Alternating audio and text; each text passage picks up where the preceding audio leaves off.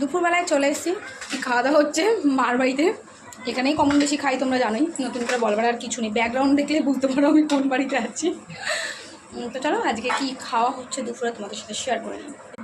তো এই যে দেখো, এখানে কাতলা মাছ রয়েছে, আর এই যে ডিম দেখতে পাচ্ছ, আর এটা হচ্ছে ডালের বড়া, আর এটা লাইলন টিকা মাছ, এটা মামাপে খাচ্ছে, আমি খাই না।